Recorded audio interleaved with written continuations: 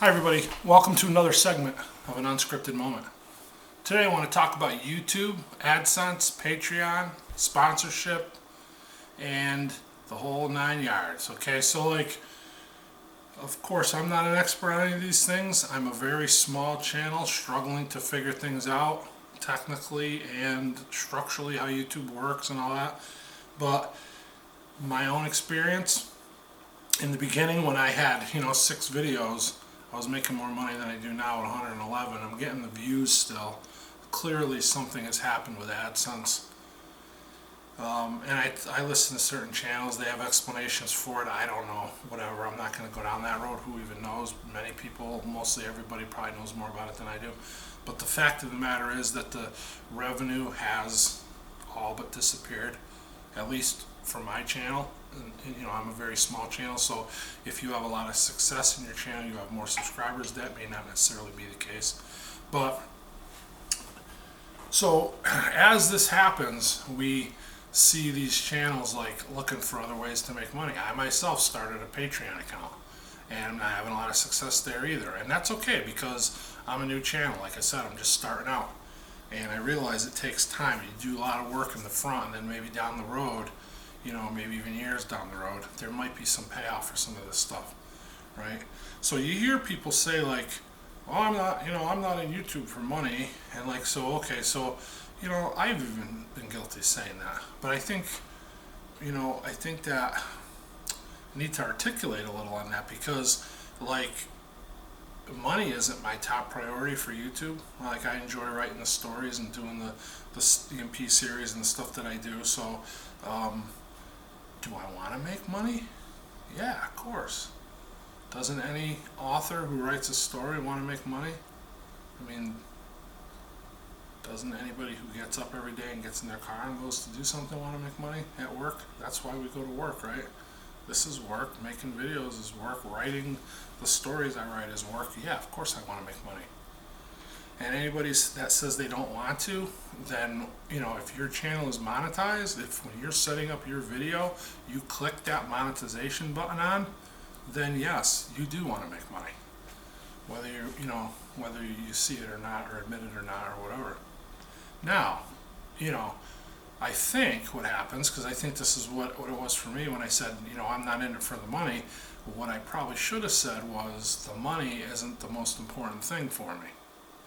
And that's certainly true, because in 6 months, I've made enough money that I could have made in 2 days bagging groceries at the grocery store. So clearly, I've got way more time invested in this for a way smaller payout. So clearly, the argument that the money is not the driving force is a legitimate one, and it's true. And I think anybody who creates content understands that and bears that out, and could agree that is definitely the case. Now, do I hope that I can grow my channel, to where somewhere down the road, years down the road, I could have a part-time income out of it? That's my goal. It's possible. It's doable, right? But so then you look at these mega channels. I'll use Starr for example, because I subscribe to him and I love his channel. And I watched a video the other day, and he was talking about sponsorship, and I think it was titled "Why I Won't Do Patreon" or something. And so so he's made the choice not to do Patreon. He's going to pursue sponsorship. And there's nothing wrong with that. I mean, for a channel of his magnitude, I'm quite certain that he's probably got sponsors knocking down his door every day. So that's an awesome avenue for him to pursue. Patreon, it's like starting YouTube. It takes time to get traction, and I can't speak to any success because I haven't had any. Do I hope that there will be traction? Someday there will be some little bit of success? Yeah. Will that be the case? Who knows? We'll see, But for a guy with, 999 subscribers, then sponsorship isn't a viable avenue. Number one, no sponsors want to even talk to me. So there is no sponsorship opportunities. So in my quest to make money for what I do, I set up a Patreon account. Now, somebody like Starr, he's got a way better opportunity with sponsorship. So then you see the people that say like, oh, you're selling out, or and Doug and Stacy to some degree wanted to, they were vague about it, but in a video they did a while back, they talked about, and they didn't get into any details, but they talked about possibly pursuing some kind of sponsorship opportunities or different opportunities for their channel's growth in several different lateral directions. So when you have these big channels and you have this success and you're being approached by these people, these are awesome opportunities, because it comes back to the basic truth that of course we all want to make money. Of course we do. I write that EMP series story, and I struggle with YouTube to keep those stories monetized, to keep most of my stuff monetized. And you put a thumbnail in there with 4 guys holding guns one time, they demonetized it. I redid the video, took those pictures out, and then asked for a review, and then they came back and they allowed it. So I've actually gotten to the point now where I just put several benign pictures and slideshow through the whole thing with just those 3 or 4 pictures, rather than before every 20-30 seconds I would switch pictures, and I had I was always getting new pictures and different stuff, and it was a little better, but and I still struggle to keep it monetized, but it's gotten better because of that. So it's also in what you talk about and what you say on there. There's a whole list of subjects that are taboo, and of course they won't tell us what they are. We have to just kind of figure it out as we go along. But the point is, if money was absolutely no concern for people, things just got a lot easier on YouTube, because all you got to do is just click that monetization button off, because then you have a lot more leeway as to what you could do and what you could put on your channel. Now you still have to follow the copyright guidelines or whatever, because they'll strike you for that whether you're monetized or not. But most of the stuff, at least the way I see it, the infractions that come in are not advertiser friendly. So when you click monetization off, you take advertisers out of the picture, so all of a sudden all those things go away. So anybody that clicks monetization on their videos, they are in it for the money to some degree. Okay, that's point number 1. Point number 2 is there's absolutely nothing wrong with that. That's the premise this country was made great on. And you don't have to apologize for that. And somebody like Starr certainly doesn't have to apologize that he's taking sponsorships. Those people are going to pay to advertise their products. Look at Yanmar. He's got that tractor, right? Well, let's take a stab in the dark, right? I don't know, $60,000? So what is $60,000 for Yanmar in terms of advertising budget? 3 months worth? 6 months worth? A year's worth? I doubt $60,000 is going to last Yanmar a year of advertising. So they gave this guy the tractor for whatever, let's just say $60,000. He shows it on his channel with 5, 6, 700,000 subscribers, whatever he's up to now. That's pretty good bang for their buck.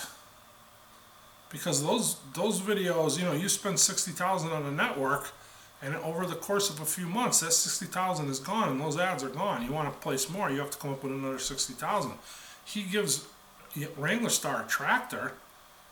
Those videos, that tractor is going to be advertised on those videos from here to eternity, probably, right? Because the videos are always there. It doesn't expire at any certain time. So in the case of a Yanmar, I think they made a hugely awesome decision to give him a tractor as far as bang that they get for their advertising bucks.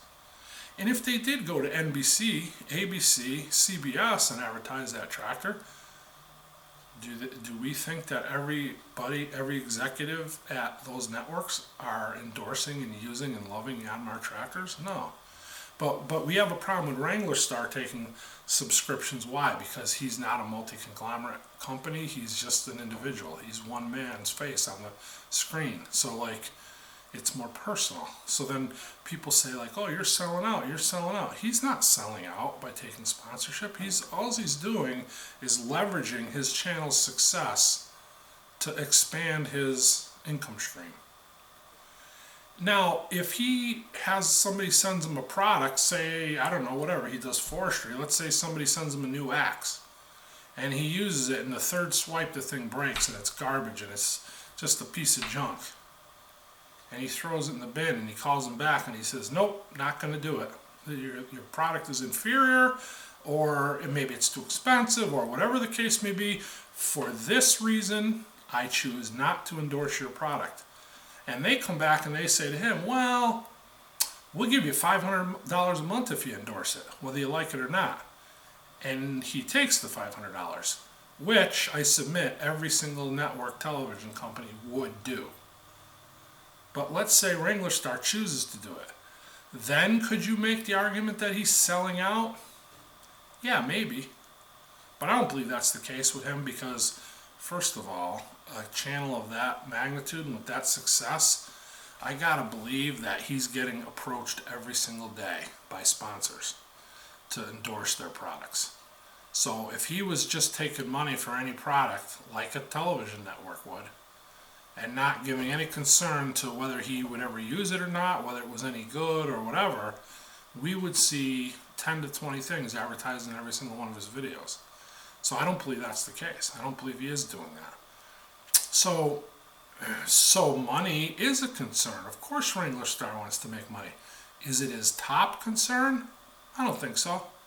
I think his integrity and other things come into play that he won't compromise to make money. So number one, that means to me money is not his top priority. It also means that he's not selling out by endorsing these products. My channel, again, not a comparison to a Ringo Starr, very small, but money is a priority for me. I want to make money. Am I going to compromise certain principles to do it? No, I try to honor God with what I do on my channel. I don't show any sexually explicit, images. I don't use really foul language. So, now, if I did those things, could I have a little more success, maybe a little quicker? Would it attract more viewers? Probably. But I'm not going to do that because I'm not going to compromise that standard just to make a couple extra bucks. Same way I believe that a Ringo Starr isn't going to compromise his standard of quality for endorsing products just to make a few extra bucks. So the whole sellout argument is out the window in both cases. And so I think that like any businessman, any business, if they have a product and as they gain momentum and attract interest from companies, if you manufactured shoes and you started to grow your company and then some, Walmart approached you and said, hey, we want to carry your shoes in our store. Would you turn them down? Would people say, oh, you're a sellout for selling your shoes to... No. That's just the free enterprise system at work. That's just an American individual company making money. And I submit that a Ringo Starr and his channel is nothing more than a business. Well, maybe it's not nothing more than a business. It's much more than a business. But it is a business. And so for him to leverage the success of that business, to grow that, there's nothing wrong with that. And he doesn't need to apologize for that. And so, look at Doug and Stacy, same thing, right? They're talking about, they made some comment in one of their videos and they didn't get really into it. It was kind of vague about maybe possibly pursuing some other avenues for sponsorship or whatever. And, they were asking for their subs' opinions and input. And I think maybe because, and I don't really want to speak for them, but I could see myself in that situation. I wouldn't want to turn my subs off because people do attack you for that stuff. Maybe they're trying to feel the waters and see. I would say to them, go for it. You got an awesome channel. You got success. You got a lot of people watching you. If you've attracted some major company that wants to come in and endorse you somehow, sponsor you somehow, do it. Now, if by doing so that compromises your standards or your values, well, then maybe you need to think a little more about it. But just because somebody takes sponsorship doesn't automatically make them a sellout. And shame on those people that attacked them for that. We all have that nature in us to be jealous, to be petty and spiteful. Let's be honest, right? We're all humans. We all have that inside us. Hey, you know what? I'm going to be honest with you. The first day that I saw the truck back up and drop off Wrangler Star's tractor, I was like, oh, that sucker. Look at that thing. That's awesome. You know, Wrangler Starr. Oh, Wrangler Starr. You know, like, darn it. It's good to be Wrangler Starr. But you know what? You close your eyes and you take a deep breath and you think about it for 10 seconds. No sarcasm at all. Yeah, good for Ringo Starr. You know, good for him. You know, share in his joy. You know, celebrate the fact that this guy has made a success from a YouTube channel, started basically from nothing and built it up to a success. Why attack or be jealous or petty about it? It doesn't do anybody any good to do that, and it hurts ourselves more than anything. Because if I get angry or jealous at a Wrangler Starr because of his success, am I hurting him? He doesn't even know I exist. That doesn't hurt him at all. It really only festers and hurts myself, hurts me inside. You know, and yeah, I can go on his comments and make some knucklehead comment and lash out at him. Yeah, I'll show him. You know, like, what are you showing him? Like, you know, it just, you know, the Irish have a fool, right? The Irish have a fool. The Irish have a saying, better think yourself a fool than open your mouth and remove all doubt. So people go on these comments and they spew these things off. All they're really doing is exposing themselves and their ugly nature. And you know what? Again, being honest, it's a nature that we all have somewhere deep inside us. But we need to work to suppress it, because it ain't doing nobody any good to have that, to do that, or to be that. You know. And so Patreon, you know, Wrangler Starr made the comment that Patreon wasn't for him, and you know, or not that it wasn't for him, but I don't think he was condemning Patreon. I don't think he was saying it was bad.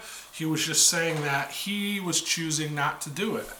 And I completely understand that, because a channel of his magnitude doesn't need Patreon. He's got many other viable sources of potential income to where he doesn't have to consider Patreon. Channel of my size, well, I don't have sponsorship, you know, sponsors beating down my door. If I want to make money, which again, I've established that I do, Patreon might be a way to do that. Takes time. I mean, I could be on Patreon for 5 years and never make any money. So we'll see. You know, the proof's in the pudding. Like, we don't even know yet. Like, I don't even know yet. But I know some people are making money on Patreon. So I know it's possible. The same way I can look at a Wrangler Starr and say to myself, yeah, hang in there. You know, keep making these videos. Keep doing what you do. Even though nobody watches. Even though nobody likes it. Or you got a very small handful.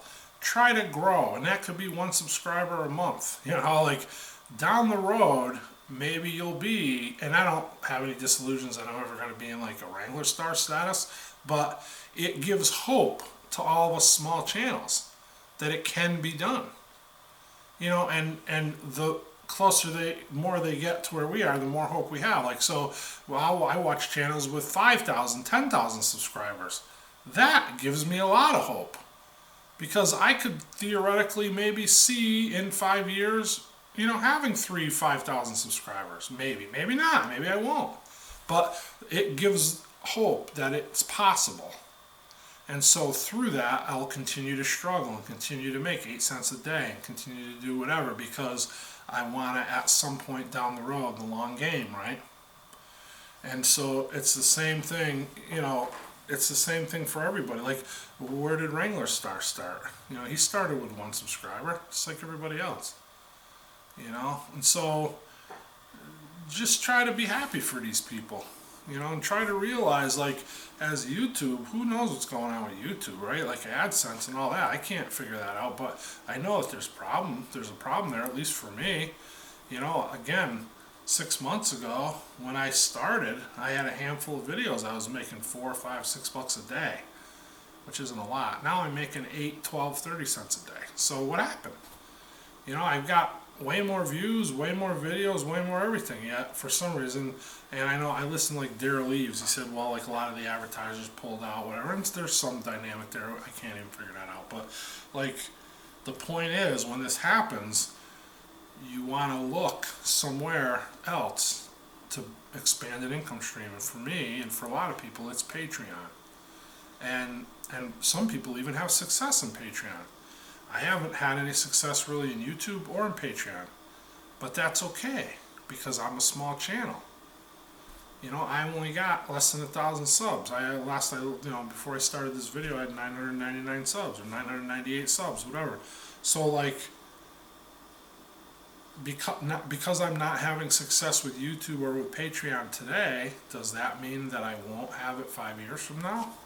So you got to struggle. You got to put the work in the front. You know, keep your eye on the game, and we'll see. You know, and if I can not get discouraged in that amount of time, maybe I'll emerge out the other end with, you know, some kind of limited success. But, you know, there's nothing wrong with using Patreon. There's nothing wrong with using sponsorship. There's nothing wrong with using affiliate programs. People that create YouTube content are businesses to some degree. If any YouTube creator, again, just in summary, if any YouTube creator clicks that monetization button on, you have now crossed the threshold from individual to business. And every content creator that chooses to monetize their videos, whether they like it or not, whether they want to admit it or not, they are now in it for the money. And again, maybe it's not their top priority, but they are to some degree in it for the money.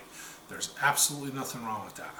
Everybody wants to get paid for their efforts. Everybody deserves to get paid for their efforts. We get up every day and drive to a job we hate for 30 years, we get paid for it. How come that's okay, but making money on your farm, creating videos of stuff you love to do and supporting your family doing it makes you this evil sellout that, you know, people are going to attack in the comments? Like, no. There's nothing wrong with making money on YouTube. There's nothing wrong with taking sponsors. There's nothing wrong with Patreon. There's nothing wrong with any of that stuff. It's the success. It's like water. It seeks its own level, right? So Starr can put out a video and get, you know, 50,000 subscribers and make $100 or whatever. I mean, 50,000 views, make $100 or however it equates out. And I could put up a video and get, you know, 25 views and make 2 cents. So what does that tell you? All it tells you is he's got better content. He's more successful for whatever reason. Whether it was he's got better content, he's more interesting, he's put more time into it, he's learned things in the past 5 years or 12 years, or however long he's been doing it, that got him to the point where he could achieve this success. Those are the variables. You know, he's at this end of the spectrum, I'm at this end of the spectrum, and then there's people all in between. And so everybody enjoys the success that they deserve.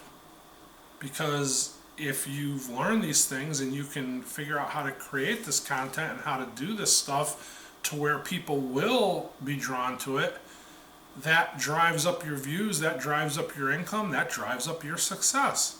You deserve that success. If you just put things up and don't have anything figured out, and kind of like what I'm doing, right? Don't have YouTube figured out. I don't have anything figured out. I'm just a knucklehead in my living room who's talking about things that are on my mind. So if I have no success for that, that's what I deserve. You know, if I make 9 cents, I deserve 9 cents. It's a free enterprise system. It's a free enterprise market. You get what you deserve. The market will bear what the value of the product is. You know, it's like anything. It's like anything. You make shoes in a Vietnamese sweatshop, you know, in Cambodia, and you sell, you know, it costs you $4 to make them, and you sell them for $20, you're getting $20. You know, you make handcrafted leather Vosk boots, you're getting $200. Why is that? Because you're an evil sellout who's done all these terrible things to humanity, and that's why you're reaping the success? No. It's because you figured out how to make quality boots that people want and are willing to pay extra for. So again, the success is like water. It seeks its level. If a guy makes 9 cents, it's because he deserves 9 cents. If a guy makes $9, it's because he deserves $9. If a guy makes $9 million, it's because he deserves $9 million. Be happy for those people. You know, and you know what? Pay attention to them. Because maybe you can glean, not you, me, I'm talking about me. That's why I pay attention to these people. Because maybe I can glean some information. Look at Brad at Big Family Homestead. He does Tech Talk on Thursday nights. I know I've said it before, believe me. He doesn't need me to plug his channel or his Tech Talk. He's got, I don't know, 30, 40, 50,000 subscribers, whatever he's got. I got 999. He doesn't need me to plug his channel. But I watch that Tech Talk because why? Because I can glean information from it. I can learn stuff. And maybe those things that I learn will help me grow in my success. So there's a perfect example of the cycle of YouTube, right? Do I look at a Brad and say, I hate him. He's got 50,000 subscribers. I'm going to go in and leave nasty comments. And I'm going to tell him what a jerk he is because he's sold out, because he's selling Thrive Life foods and he's doing all this stuff on his channel. Or do I just sit back and keep my mouth shut and try to learn something from him that will help me grow my channel in that same direction as well? The choice is within us. The nature is within us. To be vindictive, to be jealous, to be, spiteful. Fight it. Don't do it. It's not doing you any good. Learn from these people.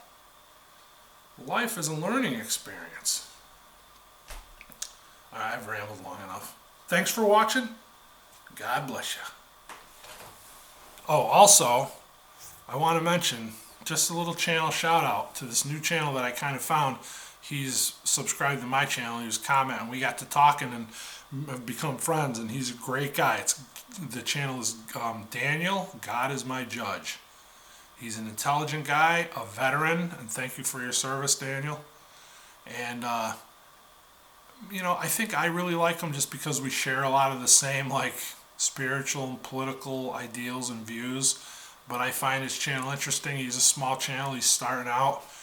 Check him out. Daniel, God is my judge. He's a great guy. And he's got a great channel. And again, thanks for watching. God bless you.